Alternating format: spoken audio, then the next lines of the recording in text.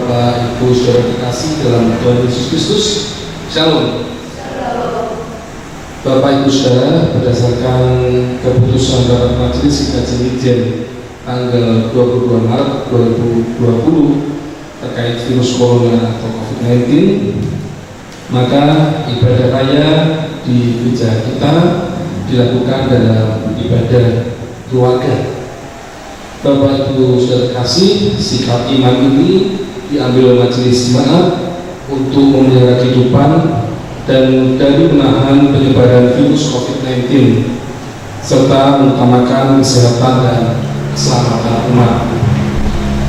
Mari kita bersatu hati dalam doa dan memohonkan rahmat Tuhan bagi bangsa kita, bagi para medis yang menolong orang-orang sakit, bagi saudara-saudara yang terpapar infeksi, dan juga bagi keluarganya, dan juga bagi pemerintah serta lembaga terkait.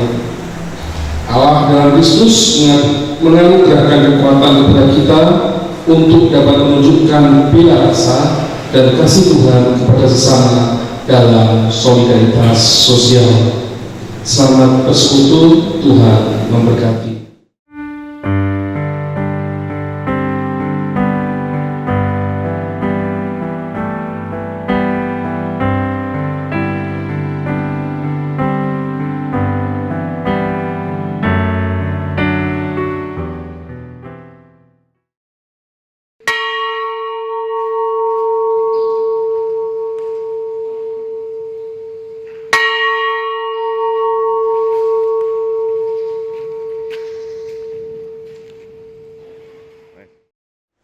Memasuki minggu kelima Prapaskah ini, marilah kita beribadah kepada Tuhan dengan memuliakan nama Tuhan dengan nyanyian Kidung Jemaat 10. Kita akan pujikan baik yang pertama dan yang kedua, Pujilah Sang Raja.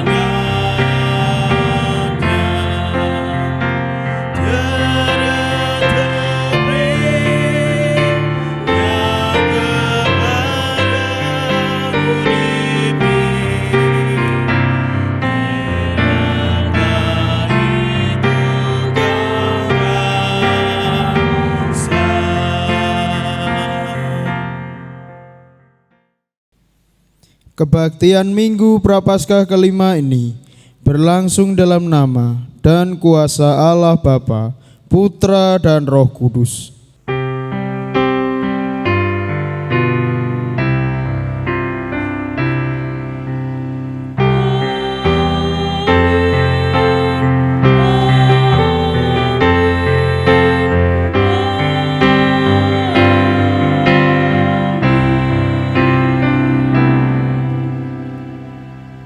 Tuhan beserta kita. Bapak, Ibu, Saudara terkasih, kehidupan manusia tidak terlepas dari berbagai macam penderitaan dan peristiwa duka.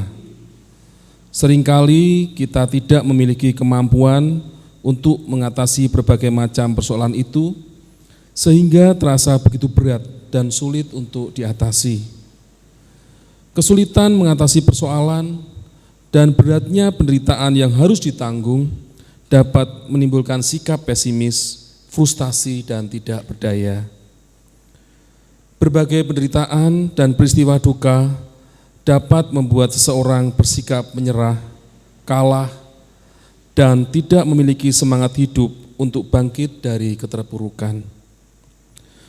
Memasuki Minggu Prapaskah kelima ini, umat diajak untuk belajar percaya pada kuasa Allah yang mampu membangkitkan yang sudah mati dan memberi kekuatan baru untuk tidak menyerah kalah atau terbelenggu oleh berbagai penderitaan dan peristiwa duka. Kita akan pujikan Kidung Jemaat 453, baitnya yang pertama dan yang kedua, Yesus Kawan Sejati.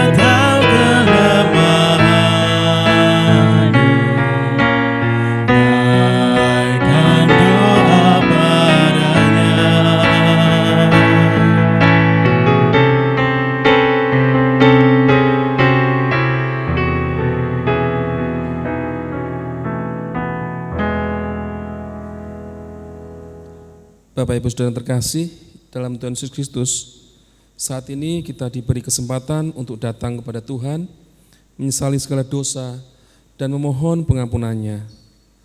Marilah kita datang kepada Tuhan melalui doa secara pribadi.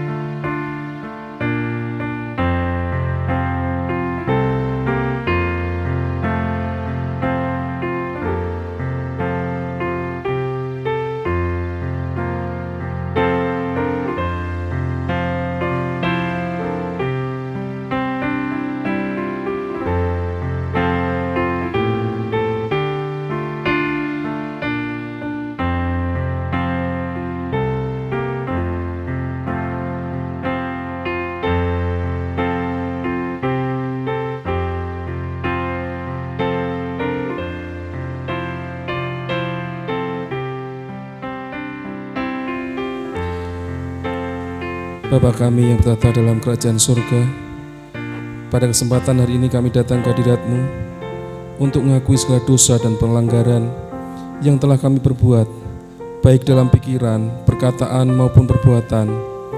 baik ini sengaja maupun yang tidak disengaja. Seringkali kami berusaha untuk menutupi segala dosa dan pelanggaran yang telah kami perbuat dari hadapan sesama kami, bahkan dari hadapan-Mu. Kami ya tahu ya Bapa, Engkau adalah Allah yang mau tahu. Bagaimanapun kami menutupi segala dosa dan pelanggaran yang telah kami perbuat, tidak akan ada yang tersembunyi bagi kami. Untuk itu Tuhan, ampunilah segala dosa dan kesalahan kami. Di dalam nama Tuhan Yesus Kristus, kami telah berdoa dan mengucap syukur. Amin.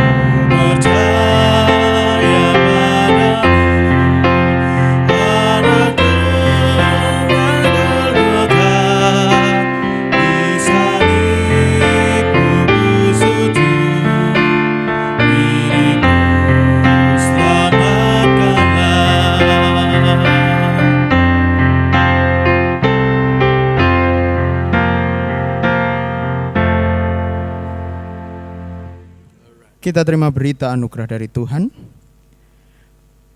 Dari Roma 4 ayat 7 sampai 8.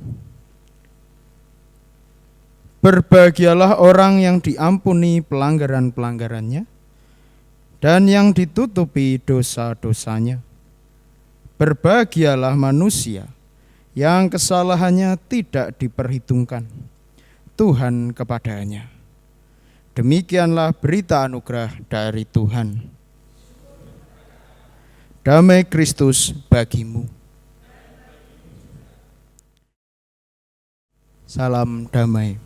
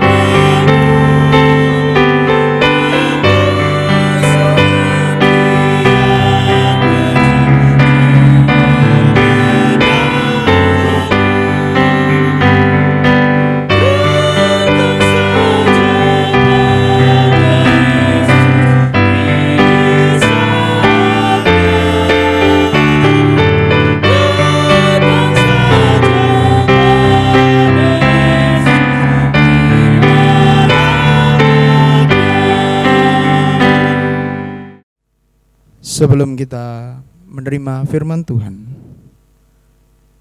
marilah kita menghadap Tuhan dengan menaikkan doa kita. Mari kita berdoa. Tuhan Allah Bapa kami yang bertahta dalam kerajaan surga yang mulia, sungguh Tuhan kami mengucap syukur pada pagi yang indah ini. Tuhan memberkati kami.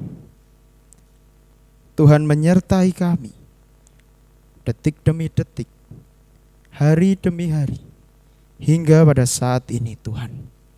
Di minggu ini Tuhan masih dengan penuh setia memberkati kami. Tuhan tuntun kami, jemaat-Mu, satu persatu menghadap kehadirat-Mu Tuhan, untuk memuji dan memuliakan Engkau. Dan sebentar lagi kami akan menerima firman-Mu. Kiranya firman Tuhan dapat menjadi air segar di dalam kehidupan kami, yang menyegarkan hati dan iman kami. Kami siap Tuhan menerima firman-Mu.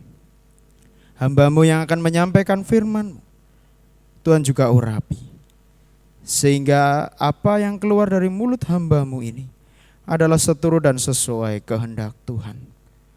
Terima kasih ya Tuhan.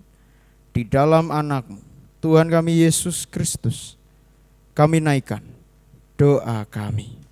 Haleluya. Amin.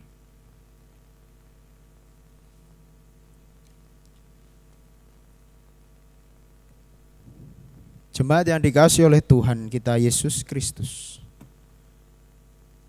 pada pagi hari ini sama-sama kita akan membuka Alkitab kita. Pembacaan Injil. Injil dari Injil Yohanes. Yohanes pasalnya yang ke-11 ayat 1 sampai 45.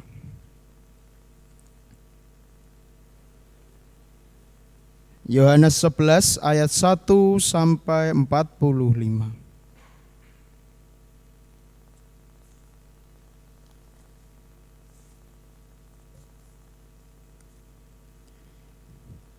Lazarus dibangkitkan. Ada seorang yang sedang sakit, namanya Lazarus. Ia tinggal di Betania, kampung Maria dan adiknya Marta. Maria ialah perempuan yang pernah meminyaki kaki Tuhan dengan minyak mur dan menyekanya dengan rambutnya. Dan Lazarus yang sakit itu adalah saudaranya. Kedua perempuan itu mengirim kabar kepada Yesus, "Tuhan, dia yang Engkau kasihi sakit." Ketika Yesus mendengar kabar itu, ia berkata, "Penyakit itu tidak akan membawa kematian, tetapi akan menyatakan kemuliaan Allah. Sebab oleh penyakit itu, Anak Allah akan dimuliakan." Yesus memang mengasihi Marta dan kakaknya dan Lazarus. Namun setelah didengarnya bahwa Lazarus sakit, ia sengaja tinggal 2 hari lagi di tempat di mana ia berada. Tetapi sesudah itu ia berkata kepada murid-muridnya, "Mari kita kembali ke Yudea." Murid-murid itu berkata kepadanya, "Rabi, baru-baru ini orang-orang Yahudi mencoba melempari Engkau. Masih maukah Engkau kembali ke sana?" Jawab Yesus, "Bukankah ada 12 jam dalam satu hari? Siapa yang berjalan pada siang hari, kakinya tidak terantuk, karena ia melihat terang dunia ini. Tetapi jikalau seorang berjalan pada malam hari, kakinya terantuk, karena terang tidak ada di dalam dirinya." Demikianlah perkataannya. Dan sesudah itu ia berkata kepada mereka, "Lazarus, saudara kita, telah tertidur, tetapi aku pergi ke sana untuk membangunkan dia dari tidurnya." Maka kata murid-murid itu kepadanya, "Tuhan, jikalau ia tertidur, ia akan sembuh." Tetapi maksud Yesus ialah tertidur dalam arti mati. Sedangkan sangka mereka Yesus berkata tentang tertidur dalam arti biasa. Karena itu Yesus berkata dengan terus terang, "Lazarus sudah mati. Tetapi syukurlah aku tidak hadir pada waktu itu. Sebab demikian lebih baik bagimu, supaya kamu dapat belajar percaya. Marilah kita pergi sekarang kepadanya."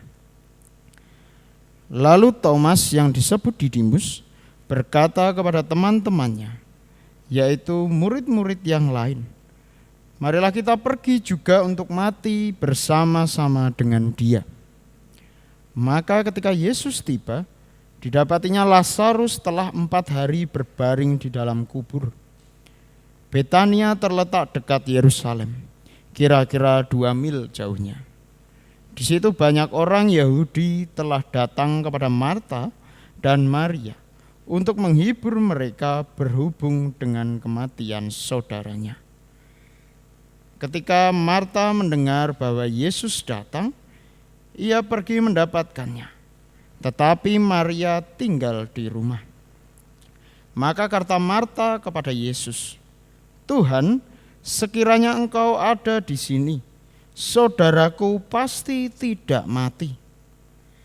Tetapi sekarang pun aku tahu bahwa Allah akan memberikan kepadamu segala sesuatu yang engkau minta kepadanya." Kata Yesus kepada Marta, "Saudaramu akan bangkit." Kata Marta kepadanya, "Aku tahu bahwa ia akan bangkit pada waktu orang-orang bangkit pada akhir zaman." Jawab Yesus, "Akulah kebangkitan dan hidup. Barang siapa percaya kepadaku, ia akan hidup walaupun ia sudah mati.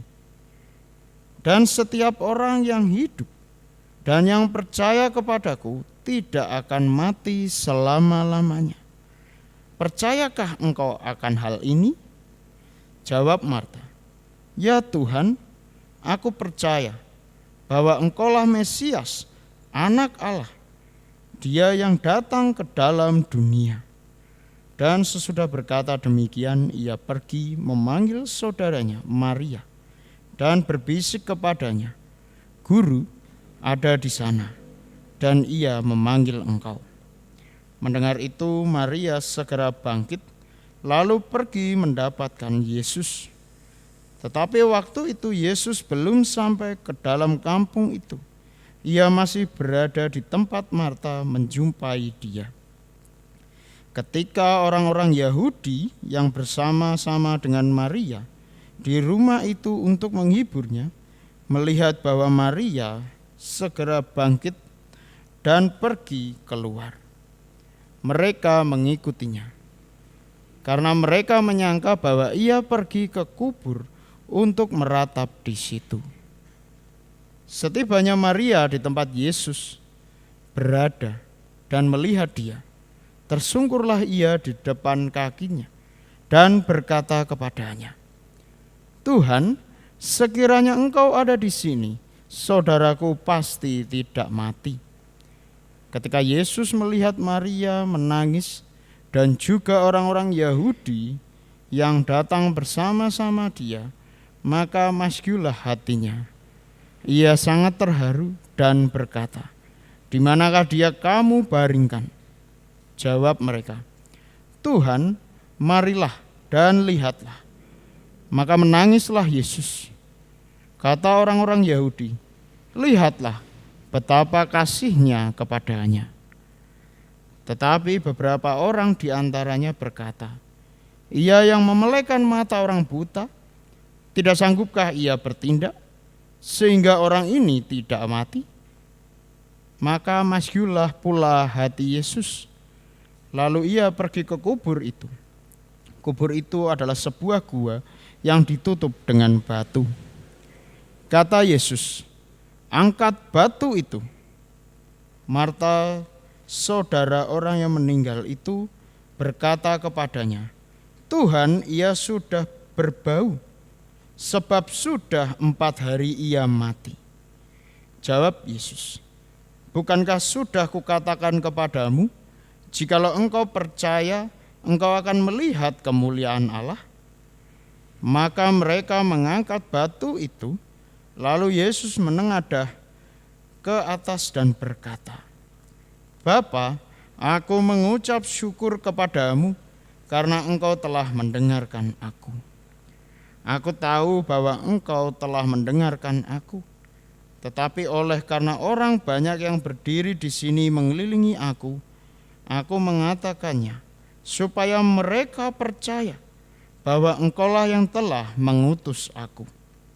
Dan sesudah berkata demikian, berserulah ia dengan suara keras, "Lazarus, marilah keluar." Orang yang telah mati itu datang keluar, kaki dan tangannya masih terikat dengan kain kapan, dan mukanya tertutup dengan kain peluh. Kata Yesus kepada mereka, "Bukalah kain-kain itu dan biarkan ia pergi." Demikian Injil Yesus Kristus. Yang berbahagia adalah mereka yang mendengarkan firman Allah dan yang memeliharanya. Hosiana.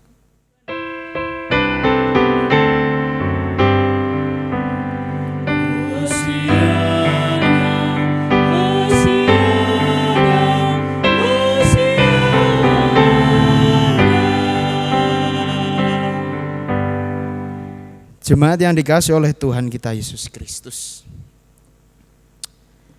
selamat pagi, shalom. Percaya Allah yang membangkitkan. Tema kita pada minggu ini adalah percaya Allah yang membangkitkan.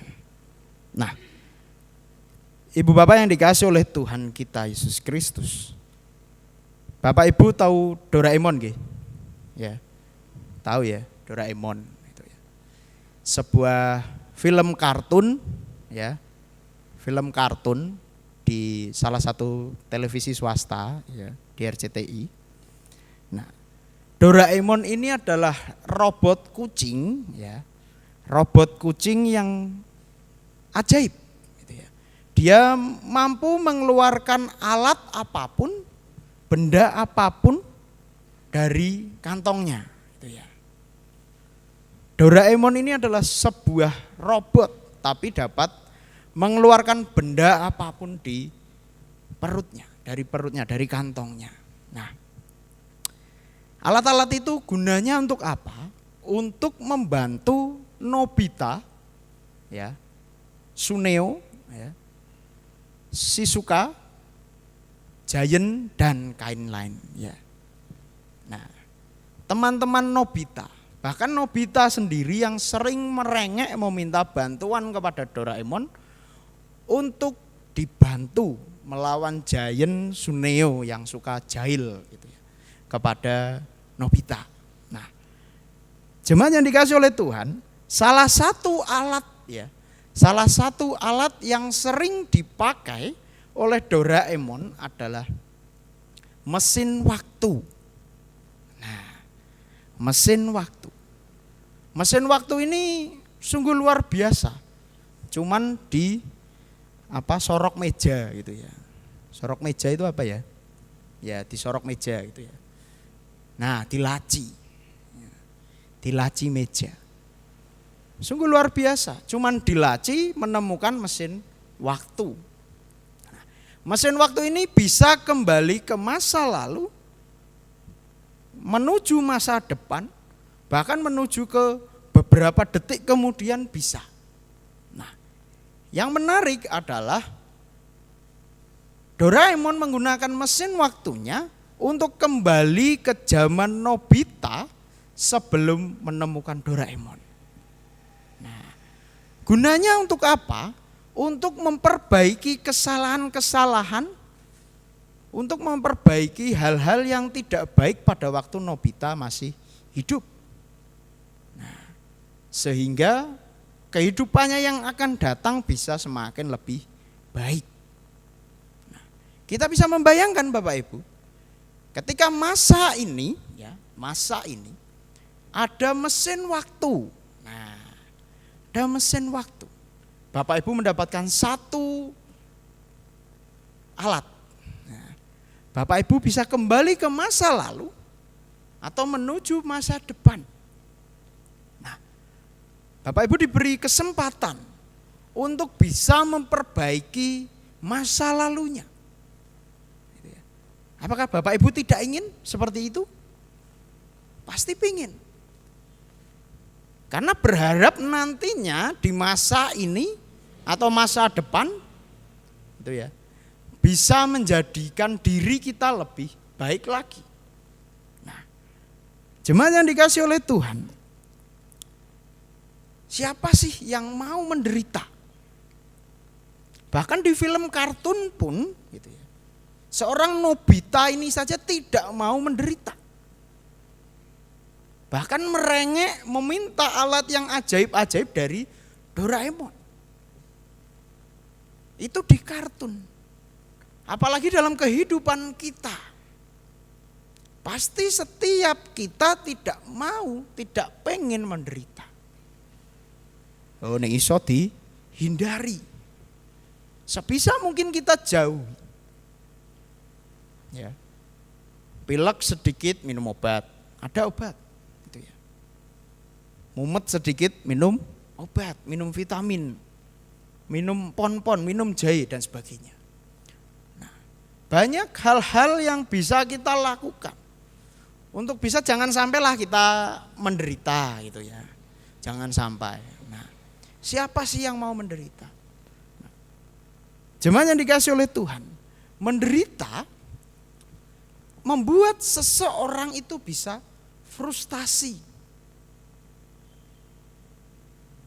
Frustasi, ya, bersikap menyerah, bersikap ya tidak mau menghidupi kehidupannya dengan baik, sehingga membuat dirinya semakin hari semakin down, semakin tidak baik dalam kehidupannya, sehingga kadang-kadang berujung ketika orang itu frustasi yang berat bisa meninggal, gantung diri, minum obat berlebihan, dan sebagainya.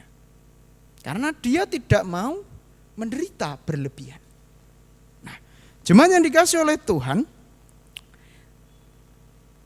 bangkit dari penderitaan. Ya, bangkit dari penderitaan. Itu sebuah hal yang cukup berat. Bahkan tidak setiap orang langsung bisa move on, bisa bangkit dari keterpurukannya. Terkadang dia masih menikmati zona penderitaannya. Tidak langsung melangkah, tetapi masih terngiang-ngiang. Sehingga susah sekali untuk bangkit dari penderitaannya.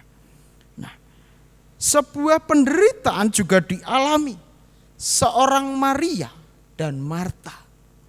Dalam Yohanes 11 ayat 1 sampai 45. Perikop ini bercerita soal Yesus yang membangkitkan Lazarus, saudara Maria dan Marta. Nah, kalau kita membaca dari perikop-perikop sebelumnya, Yesus menjauhi Yudea. Dia belajar di luar Yudea, menyingkiri orang-orang di bait Allah. Karena apa? Karena dilempari batu sebelumnya, dipukuli, dianiaya. Sehingga sebisa mungkin Yesus menghindar dari situ. Bukan menghindar dari penderitaan, tetapi tidak mau para muridnya juga ikut menderita. Jemaat yang dikasih oleh Tuhan, Yesus berada di dekat Sungai Yordan, di luar wilayah Yudea pada waktu itu. Pada waktu itu dia mendengar sebuah berita bahwa Lazarus sedang sakit. Posisi itu Lazarus masih sakit, belum meninggal, masih sakit. Dan para murid mengajak Yesus pada waktu itu juga mendengar kabar itu, langsung diajak ke tempat Lazarus. Dan berharap para murid menyembuhkan Lazarus. Tuhan Yesus berharap menyembuhkan Lazarus. Kenapa sih harus disembuhkan?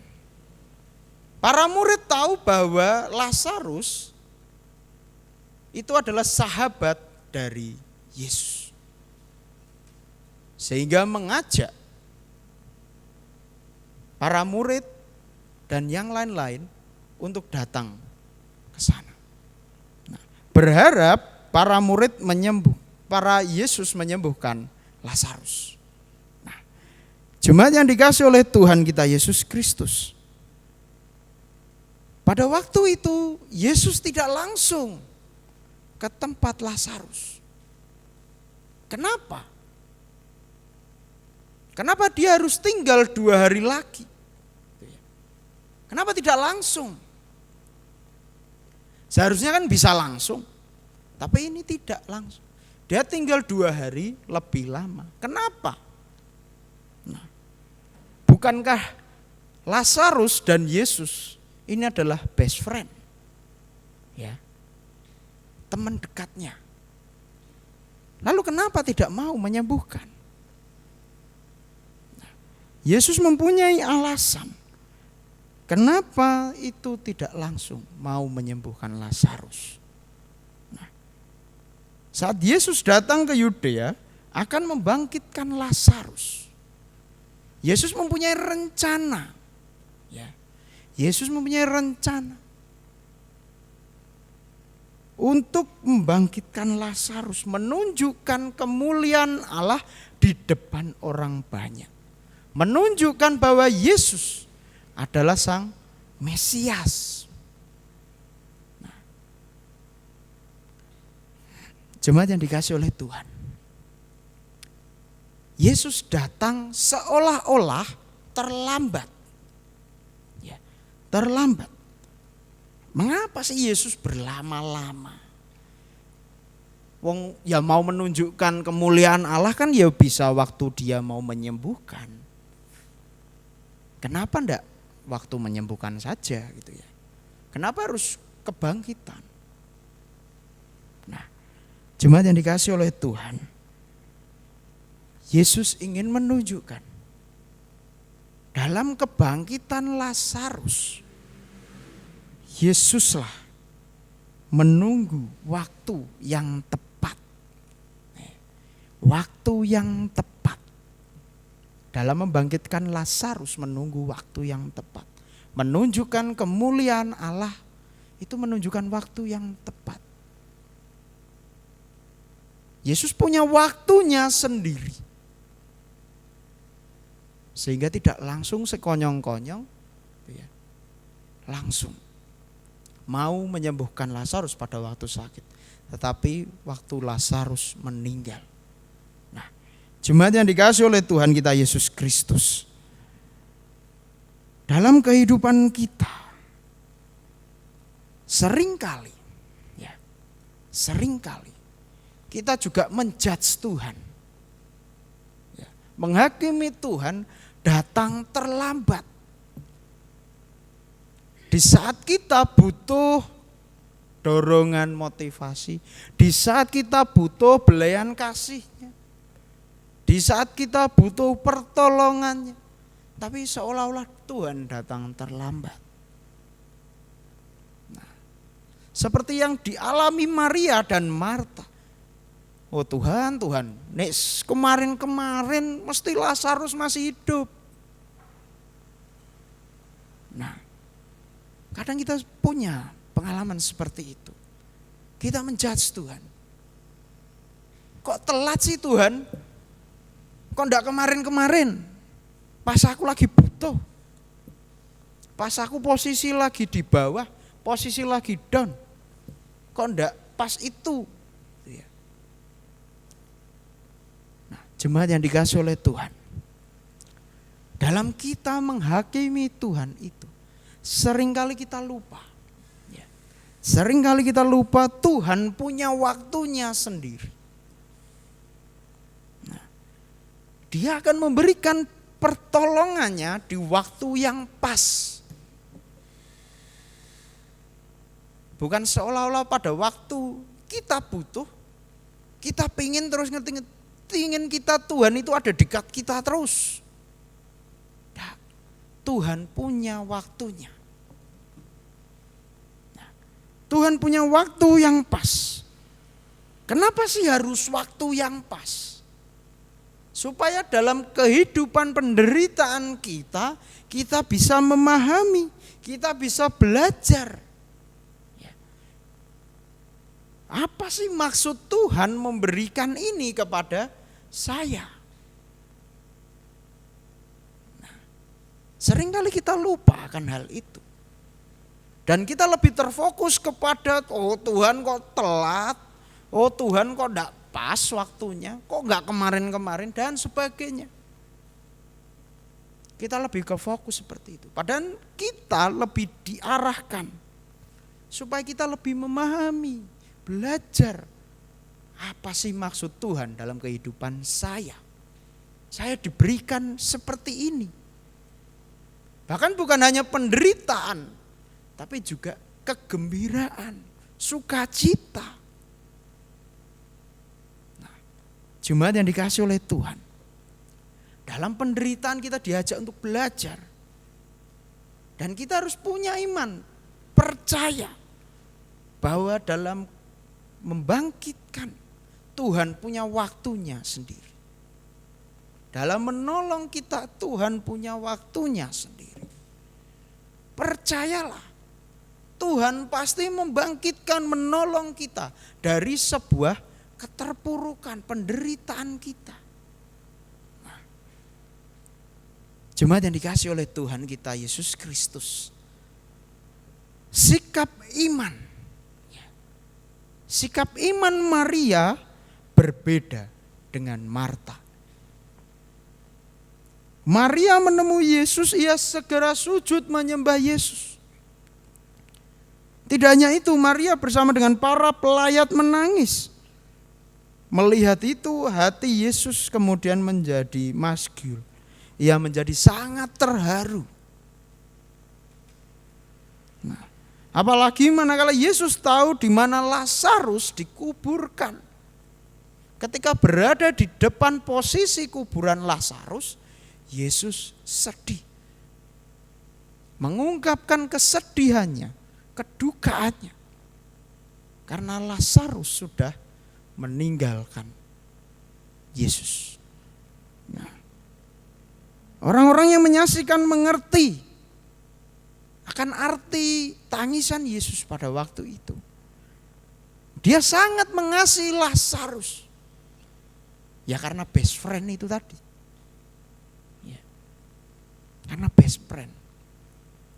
Nah, sekaligus heran mengapa dia dapat menyembuhkan orang buta. Tetapi di waktu yang tidak tepat, Yesus tidak mau. Ya. Tidak mau menyembuhkan Lazarus yang kondisinya sedang sakit. Nah, jemaat yang dikasih oleh Tuhan Yesus. Yesus memahami arti kesedihannya, penderitaan yang dialami seorang Lazarus dalam kematiannya. Ia mendekati kuburnya, berusaha merasakan empati yang dialami juga Maria dan Marta. Yesus kemudian tetap teguh dalam pendiriannya. Dan mengingatkan bahwa Marta bila percaya, kemuliaan Allah akan hadir pada waktu itu. Namun kembali lagi, seorang Maria dan Marta masih dalam terjebak kondisi kesedihannya, penderitaannya. Bukan belajar dari Yesus sudah mengatakan berkali-kali, percayakah engkau kemuliaan Tuhan? Percayakah engkau kemuliaan Allah?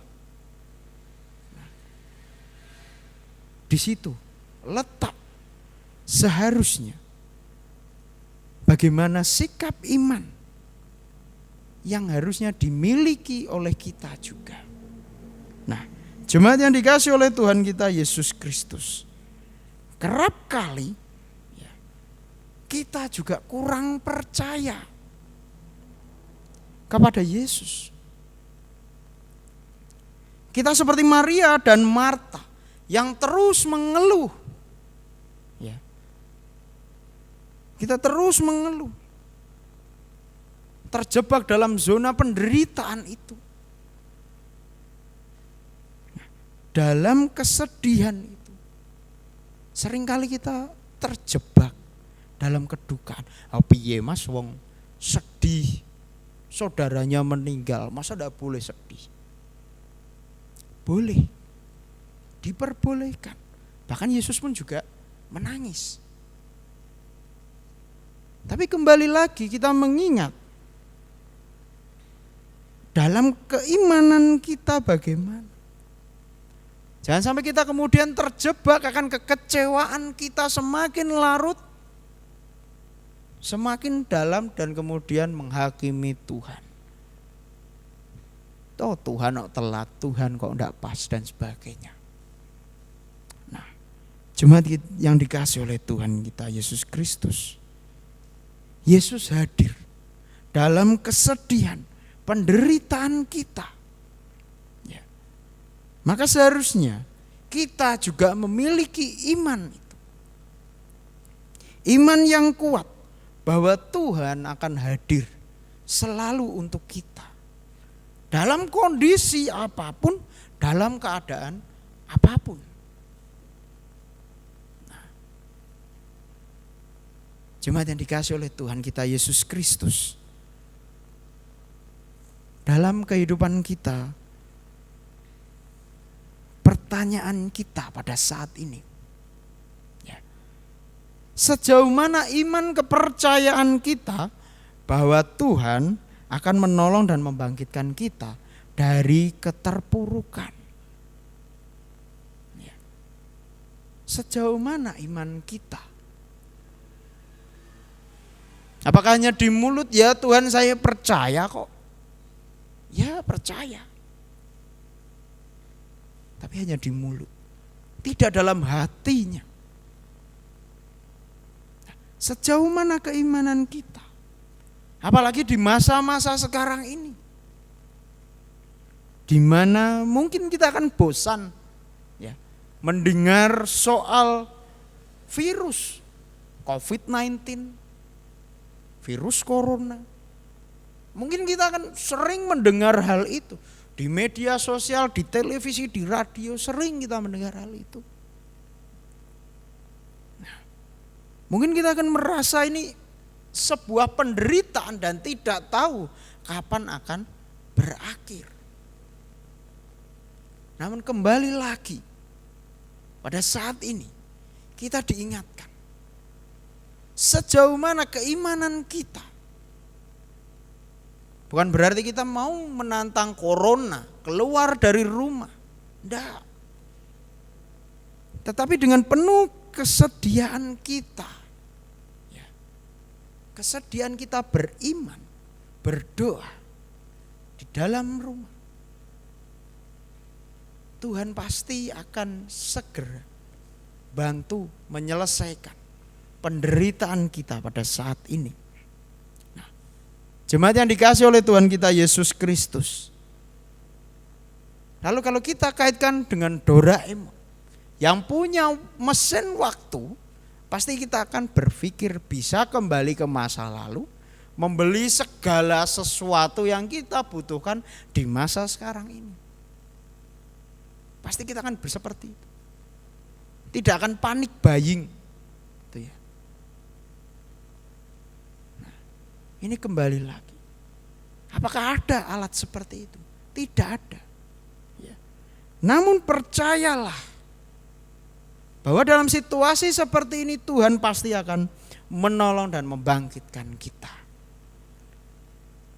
Lalu dengan apa kita melakukannya? Terus berdoa. Lockdown. Ya, masuk ke dalam kamar, kunci pintu, berdoa. Apakah berdoa menyelesaikan masalah, Mas? Mungkin menyelesaikan masalah supaya kita tidak tertular dengan yang lain. Mungkin menyelesaikan masalah supaya kita tidak menularkan kepada yang lain. Mungkin hal kecil.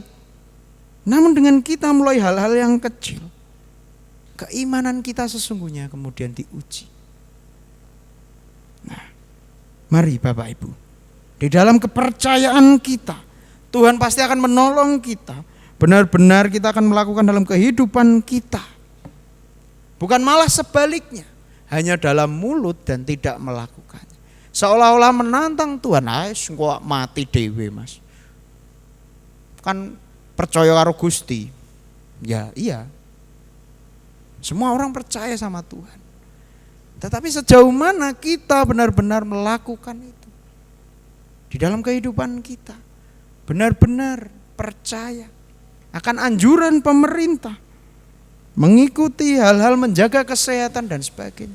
Nah, salah satu keimanan kita lakukan dengan hal-hal yang kecil. Mari Bapak Ibu, bersama-sama pada saat ini firman Tuhan yang mengingatkan kepada kita, menguatkan kita bahwa Tuhan akan membangkitkan kita dari keterpurukan ini. Penderitaan apapun, percayalah Tuhan akan membantu dan menolong kita dari keterpurukan ini. Mari kita terus mengimani, melaksanakan dalam kehidupan kita hari lepas hari. Selamat hari Minggu dan Tuhan memberkati. Amin. Saat teduh untuk kita semua.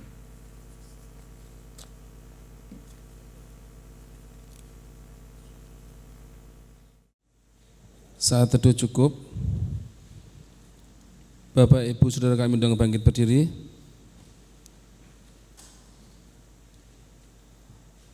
Marilah kita bersama memperbaharui pengakuan iman percaya kita dengan mengucapkan pengakuan iman rasuli yang demikian.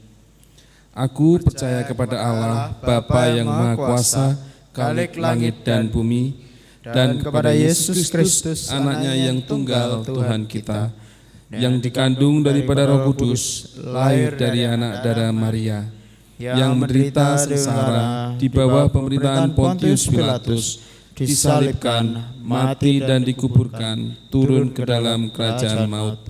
Pada hari yang ketiga, bangkit pula dari antara orang mati, naik ke surga, duduk di sebelah kanan Allah, Bapa yang Maha Kuasa, dan dari sana ia akan datang untuk menghakimi orang yang hidup dan yang mati.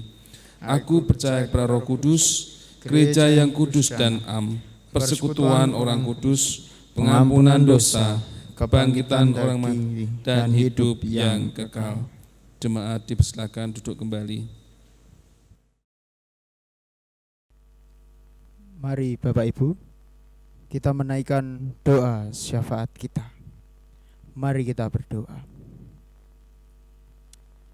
Tuhan Allah Bapa kami yang bertata dalam kerajaan surga yang mulia, sungguh Tuhan kami mengucap syukur atas anugerah Tuhan dalam kehidupan kami. Terutama pada saat ini Tuhan, Tuhan sudah memberikan kami sapaan firman-Mu yang mengingatkan kepada kami,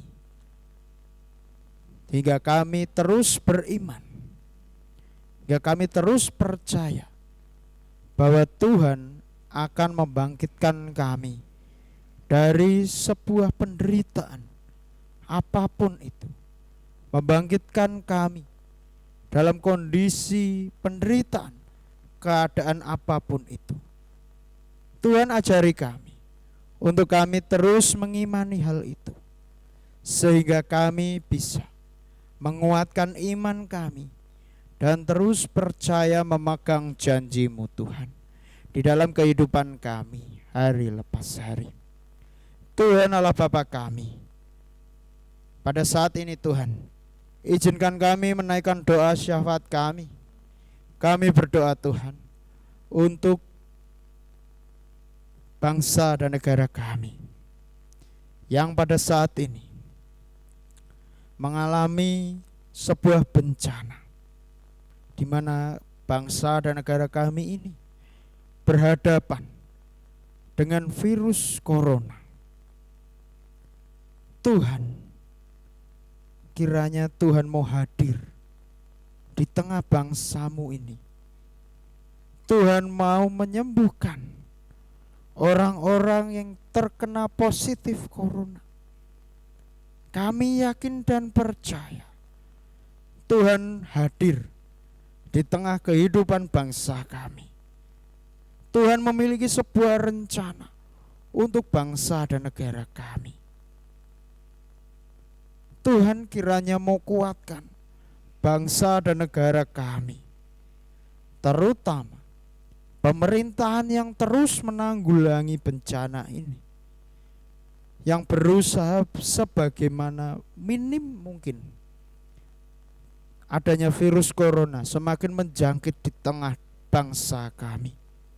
Tuhan berkati setiap orang yang berusaha dalam mengusir virus corona ini, yang berusaha meminimalisir virus corona ini. Tuhan, kami berdoa juga Tuhan untuk para medis, dokter, perawat, apoteker, segala macam Tuhan, yang tengah berjuang untuk melawan virus ini. Tuhan kiranya juga mau berkati mereka. Tuhan berikan Roh Kudus-Mu untuk mereka, sehingga senantiasa Roh Tuhan selalu melingkupi mereka. Tuhan Allah Bapa kami hanya manusia biasa Tuhan, yang hanya berpasrah kepada-Mu dalam kondisi saat ini. Kiranya Tuhan mau menolong para medis yang bekerja, para medis, perawat, dokter, pemerintahan yang ada. Kami serahkan Tuhan ke dalam tangan kasih Tuhan. Kiranya Tuhan mau menyembuhkan, menghilangkan virus corona ini di tengah bangsa kami. Tuhan Allah Bapa kami berdoa juga Tuhan untuk gereja-Mu, setiap gereja yang ada di dunia ini, di negara kami, yang bersama-sama berjuang melawan virus corona ini Tuhan. Kiranya Tuhan juga memberkati apapun usaha yang dilakukan setiap gereja-Mu. Tuhan tolong mereka. Terkhusus juga untuk GKJ Mijen Tuhan, pada saat ini yang berusaha juga meminimalisir virus corona itu Tuhan. Kiranya Tuhan juga mau berkati setiap usaha-usaha yang dilakukan setiap gereja, khususnya GKJ Mijen Tuhan, menanggulangi virus-virus corona ini. Tuhan kiranya berkati rencana apapun, kami serahkan ke dalam tangan kasih Tuhan. Tuhan Allah Bapa kami juga berdoa untuk setiap rencana GKJ Mijen yang ada. Tuhan juga berkati program rencana majelis, terutama dalam waktu dekat-dekat ini adanya ujian perempuan, pemanggilan pendeta. Tuhan berkati setiap proses yang ada. Kiranya dalam proses itu menghasilkan sosok pendeta yang sesuai dengan kehendak Tuhan. Tuhan juga berkati anggaran program rencana yang lain, sehingga yang belum terlaksana Tuhan juga kiranya mau berkati. Melalui itu semua kiranya nama Tuhan semakin dimuliakan. Tuhan Allah Bapa kami juga berdoa untuk setiap masing-masing kami yang dalam kondisi saat ini sedang sakit, pemulihan, ataupun dalam usia-usia lanjut. Kami serahkan Tuhan, diri kami masing-masing ini ke dalam tangan kasih Tuhan. Kiranya Tuhan yang sakit mau sembuhkan, Tuhan yang kami dalam masa pemulihan, Tuhan mau pulihkan.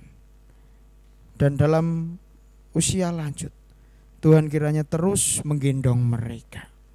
Kami serahkan semuanya Tuhan ke dalam tangan kasih Tuhan.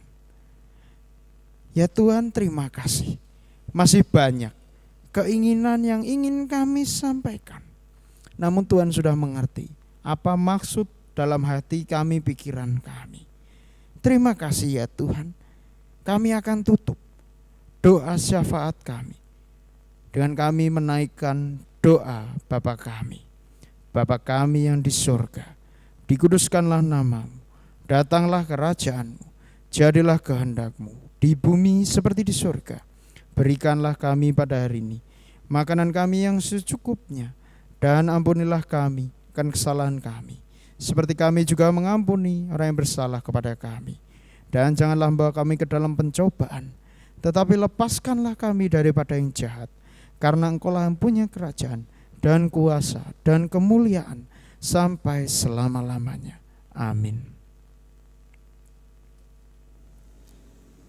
Bapak Ibu Saudara yang dikasihi Tuhan, tiba saatnya kita akan mengumpulkan persembahan, dan persembahan ini akan kita kumpulkan di dalam amplop dan akan kita masukkan dalam gereja pada saat kita sudah kembali beribadah di dalam gedung gereja di masa-masa yang akan datang. Persembahan kita akan kita dasari dari firman Tuhan dengan memperhatikan dari 2 Korintus 8 ayat 14 sampai 15 yang demikian.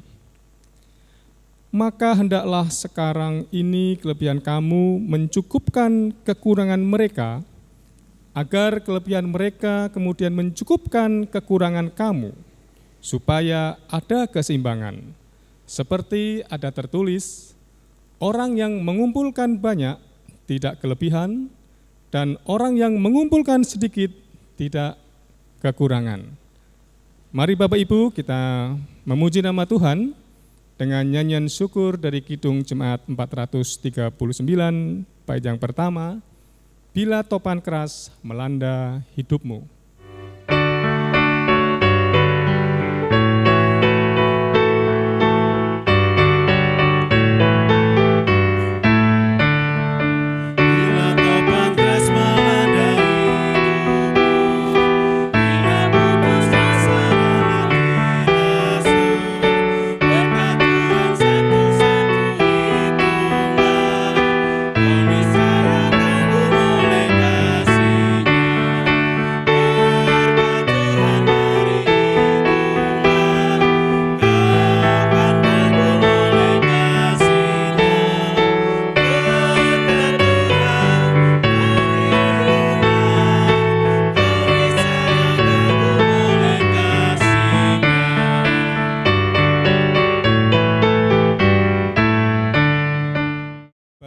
Dikasihi Tuhan, mari kita mengaturkan persembahan yang sudah kita kumpulkan, kita berdoa.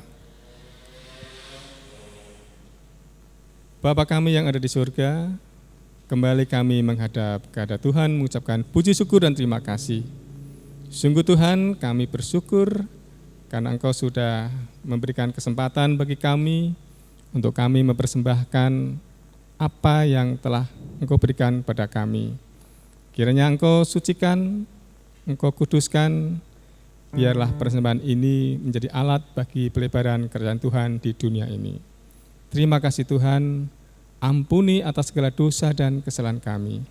Hanya di dalam nama Tuhan Yesus kami berdoa dan mengucap syukur. Amin.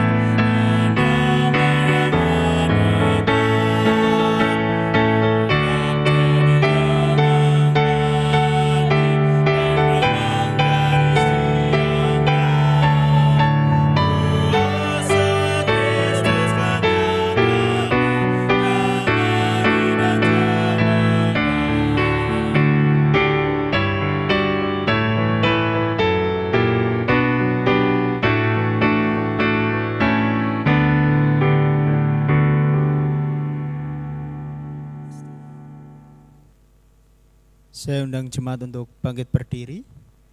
Kita terima pengutusan dan berkat dari Tuhan. Arahkanlah hatimu kepada Tuhan.